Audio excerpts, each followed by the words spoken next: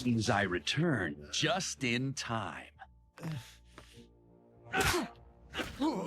What we believe, who we are as people, is not just determined by our base personality type. A certain amount of who we are, we're born into. You can tell what someone acts like, even from a really early age. The rest is determined by the interactions that we have, the things that we've gone through our life. And Cecil Stedman is a really interesting character, very calculating, and he carries this heaviness, this weight on his shoulders, the weight of his actions and the weight of the choices that he has to make. He definitely believes that the ends justify the means, that sometimes you have to do something horrible for the greater good. But both him and Mark did at some point have this exact same moral black and white attitude, that doing good was right and doing something bad was wrong, no matter what. But for Cecil, his ideas changed, and this scene is one of the main reasons that changed him. Wait! Don't! No!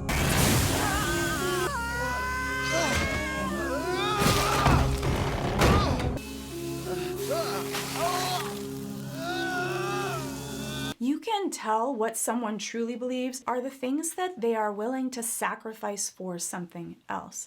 And for Cecil, you can tell that he believes so strongly in being able to protect people that he will risk his own life in order to do that. It takes a really strong character to be able to risk yourself, risk your life, risk your sanity, risk pain. I think it's a really wonderful thing to be able to see who Cecil was and what brought him to this place. Because I think that we often judge Cecil as this very hard-lined character, and we can be very judgmental to that, but we shouldn't just sit in judgment. I think that as people, we need to empathize and understand why people do things. And that puts us down from this pedestal of we are better and we would do always what's right. So someone else's end result may be different than what you would do, but if you can understand the things that brought them there, you can share that journey and at least understand why they do their actions. People may be different, but that doesn't mean that they're horrible and we're right and they're wrong. And that builds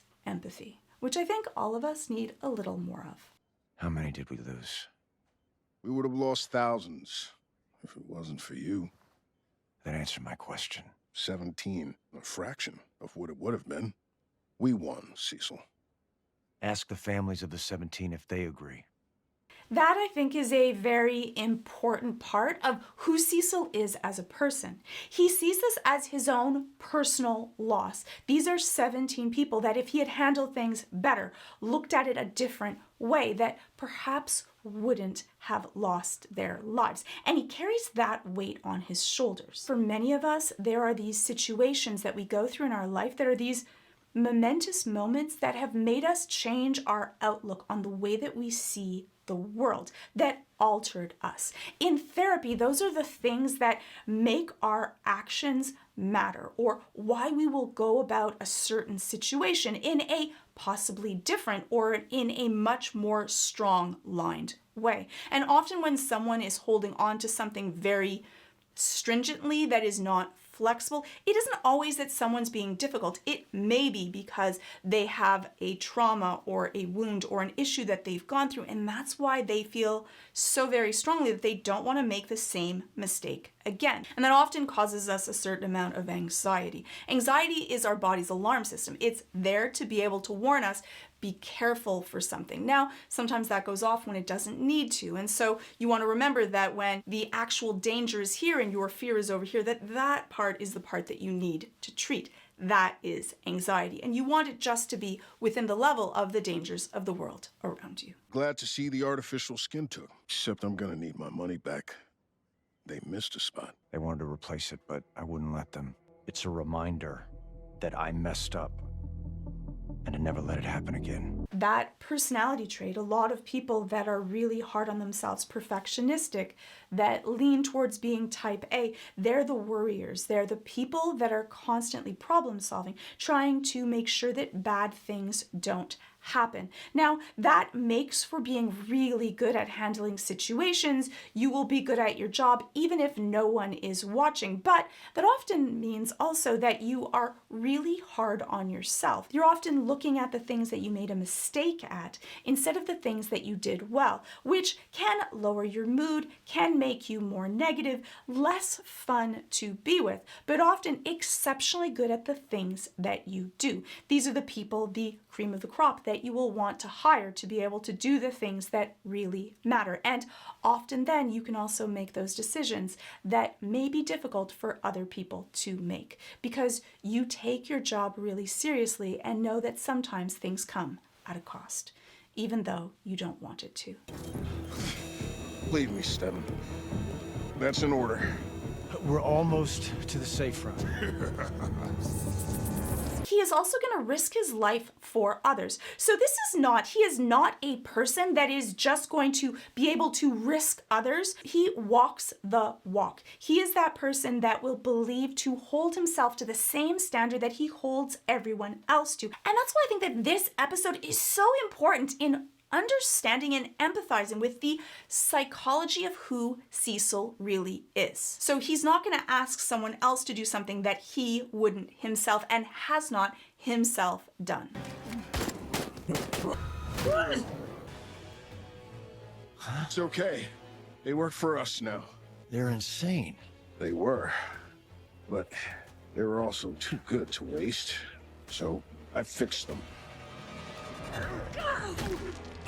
And you see the horror on Cecil's face. This definitely mirrors the same horror that Mark has when he ends up seeing Darkwing. No, not that Darkwing, this Darkwing. But yes, Director, they should be in prison or dead. They just saved our lives. Then let me express my gratitude. So Cecil actually completely understands Mark's position, the way that Mark feels, but they both end up at a different place afterwards. Cecil ended up learning a different lesson than what Mark did, even though they went through very similar situations. Mark being so close and having it be his own father that has committed these atrocities means that he wanted to push himself away from that, truly have a delineation between his own actions and what he believes than his father. That was his way to prove that he is not who his father is. So he ends up becoming really rigid and fanatical to right is right and bad is bad, though he definitely has a different flavor to when he interacts with his father and his brother than he does to random people. Cecil, he is right now at that same place of Mark, that someone that has done something horrible cannot ask or have redemption, that they should be in jail or gone. And Cecil took care of it. I don't work with criminals. Not even if they're... I'm not putting that in everywhere. People did not like it. Like, some of you liked it, most of you didn't. So I'm not going to do that to you because I'm not a horrible person this time.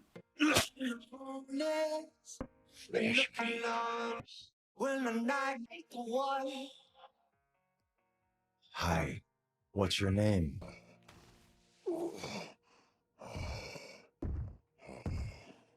There's just this moment is really cute because we see before them beating each other up, and now because Cecil is taking care of things, because he's so good at managing people and understanding them, that here they are having reading time. I just think it's really cute. Who doesn't love to be read to?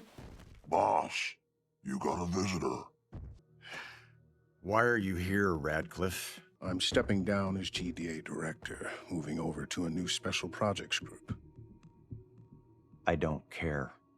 I do love that about Cecil. I love his I don't give a attitude that it doesn't really matter. There's a certain set of personality types. Some people, their feelings of self-esteem and self-worth needs to be given to them from an external source. But that means that their self-esteem is not as stable. For Cecil, he just cares about what is happening within him and what he has to do. And so the things, because he doesn't really see other people as mattering as much to his own stability because he feels sure in who he is, it doesn't really matter what someone does or how they feel about him. him.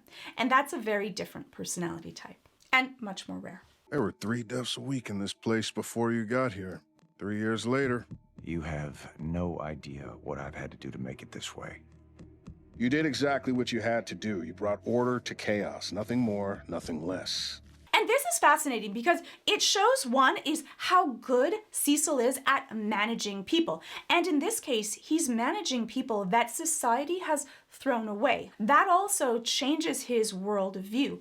That he started this off with saying, I don't work with criminals. And here, not only is he working with everyone who is a criminal, including himself, but he has been able to see the good and being able to manage and help them be the best versions of themselves. I see Cecil a lot as Batman from the Batman contingency. It's a little tiny audio that is absolutely fascinating where Batman is going through if any one of the Justice League go bad, what would he do, even for himself? And I think that Cecil is in that same type of position, that because of what he does, he has to look at situations, even from the worst case scenarios, and what to be able to do about it. And I think that that is a huge amount of responsibility and weight for someone to carry. Someone has to be really strong to be able to deal with that on a day-to-day basis, because that really does corrode. One is your worldview, the way that you look at other people, seeing the world in a happy way.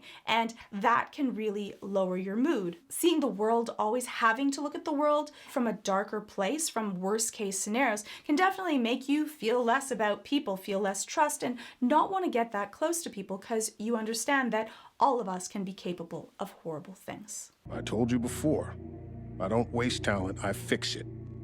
This place was your rehabilitation. It was supposed to be my punishment. And now it's over.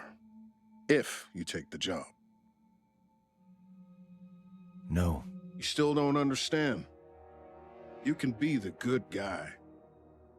Or the guy who saves the world. You can't be both. Sometimes having to make really difficult decisions, having to send people into a military campaign where you know that people will die, that people that you care about, that you respect, are going to have to risk their lives in order to make a greater good. That weighs on you, that risk that you have to take. And so that choice that Cecil has to make into doing the right thing all the time, being this good person all the time, or doing the things that you have to in order to keep the world safe. It definitely also changes you as a person. You look at yourself also, because Cecil, being such a realist, will see himself as not being on a pedestal or better than others. But I think that in a lot of cases, being on a pedestal or thinking that you are better than other people is unrealistic, and also this self-righteous lie that we tell ourselves in order to sleep better, but is not the case for any of us. I think that the reason that he is the perfect person for this job is because he himself has made his own errors. He is now that criminal that he would not expect any rehabilitation to. And he is now in this position to be able to see people, be able to do good, even though they have done wrong. But he doesn't make choices flippantly. He thinks about them, and the weight of his decisions do weigh on him. And often the person that you want for a job are the people that don't want it. They don't want it for the power or the money or the prestige, that it comes at a personal cost for them. And because of that cost, the weight of their actions, you know that they are not just going to send people out into danger without thought. And Cecil is that person. Protection from me? It's my job to defend the planet from threats. Don't make me put you in that category, Mark. Abilities I only use to help people. Who are you helping right now? You see things one way and you won't make room for any other viewpoint. You threaten people who disagree with you. I don't threaten. No? Which Cecil has many of those exact same traits, though he's less emotional. Mark at his age right now is still exceptionally emotional. He's reactive, so when he feels something, he acts upon it. Whereas for Cecil, being older, he's already learned to be able to control his feelings. So he might feel something very strongly, And most of the time, he can keep that in control and think before he acts. So he makes choices not over fear or anger, but because of a calculated choice. You put a weapon inside me? With what you can do, and after what your dad put us through, you're goddamn right I did. I hoped I'd never have to use it, but... You said I wasn't my dad. Did you even believe that? Yes, Mark, and I still do. So stop being stupid and just... Now, this interaction, the problem is that for Mark, being already betrayed by his father, this is this position of finding out that Cecil didn't believe in him either, in this way also betrayed him. This is really hurtful. And so though I understand why Cecil had to do this because he wanted to be able to control Mark, I think that it caused more pain than benefit. So sometimes you have to be able to have really positive interactions. You have to look at a situation from someone else's viewpoint instead of yourself. A lot of times when we have communication errors or issues between people, it's because we don't understand where someone else is coming from. We only feel it from our own experience. And often if we're really hurt or really upset or really scared, we don't even recognize that someone else may be looking at it from a completely different perspective. We may make an error in the way that we handle a situation. And that's why if you just take a moment, take a breath, pause before you respond, that sometimes that will make things better than worse. And I would say that if you're not sure, wait, pause. Rarely is it life or death. In this case, it actually is. Rarely is it life or death, and it's better to wait than cause harm to the relationship at hand. You arrogant little ass. Everywhere you go, destruction follows. Because of your ego. You're a hypocrite, waltzing off to help your mass-murdering dad. But God forbid anyone else screws up and then tries to make good. So if you have not yet seen my I'm a Hypocrite video on Mark, he didn't murder people. I said that he's killed people. There's probably a lot of people that because of his actions, not intentional, that people have died or that he's harmed. But it was actually also the way that he handles his father, which is different than the way that he handled Darkwing and Paul, and also the way that he spoke with his little brother about the same situation, where he's so soft about it and he's talking to his brother, but so hard-lined with others. And so sometimes because of our own relationship, we will treat situations differently.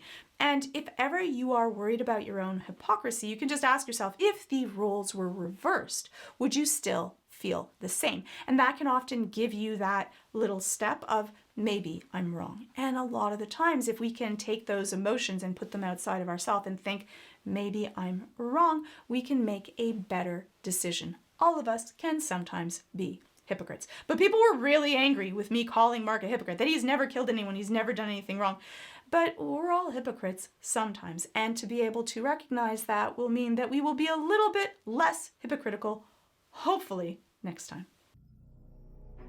Don't you ever threaten me again. As for the rest of you,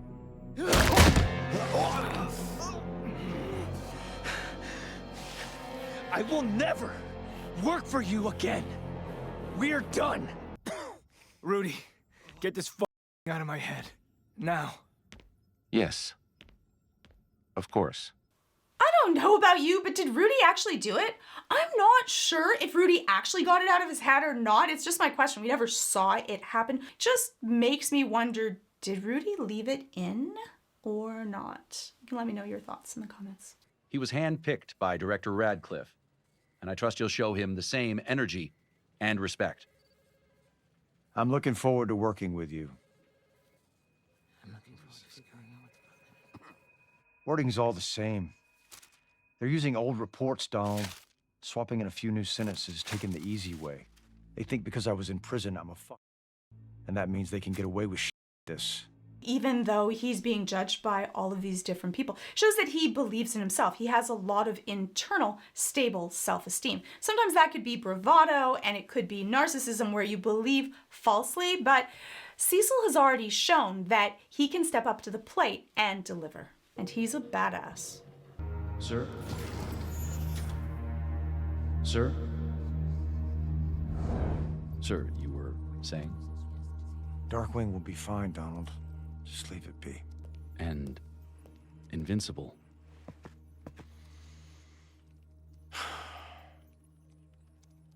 We can be the good guys, or we can be the guys that save the world. We can't be both. If you're looking to expand your mind and your knowledge base, then look no further in the many courses offered to make yourself learn, enhance, grow with Brilliant.org's ever-expanding set of new courses. Brilliant makes college-level courses to help you stay invincible in this hectic world. Each course is designed for high-velocity learning to help you stay focused and reach your goals, so you don't end up being the last one to the battle. And Brilliant.org makes learning like a game with fun features that let you challenge yourself, compete with others, so it never gets boring.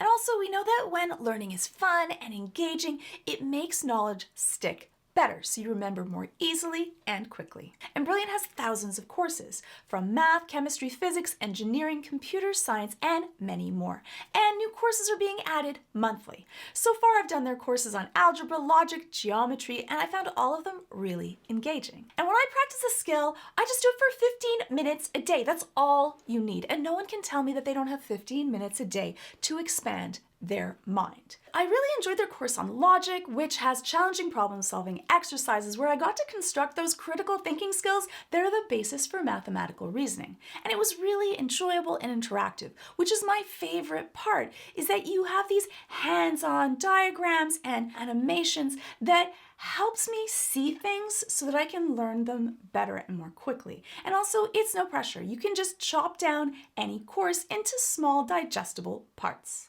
And if you're still not sure, why don't you try everything Brilliant.org has to offer for free for a full 30 days. Yes, use my link, Brilliant.org/Georgia Dow, and using that link and trying it out for free does still help out my channel, so thank you. And if you enjoy it, which I know that you will, you can get 20% off of an annual premium subscription. So just click on that button on the screen or head on over to Brilliant.org/Georgia Dow so that you can stay brilliant. Thank you so much to Brilliant, and thank you to you. Hopefully I'll see you in the next video. So there we have it, Cecil making that choice of that sometimes you have to do wrong in order to do good. You can let me know what your thoughts are. Are you more of this absolutist, doing good is always doing the right thing, or do sometimes the ends justify the means, even if that means breaking the rules? These are my thoughts on Cecil Stedman. You can let me know your thoughts in the comments below.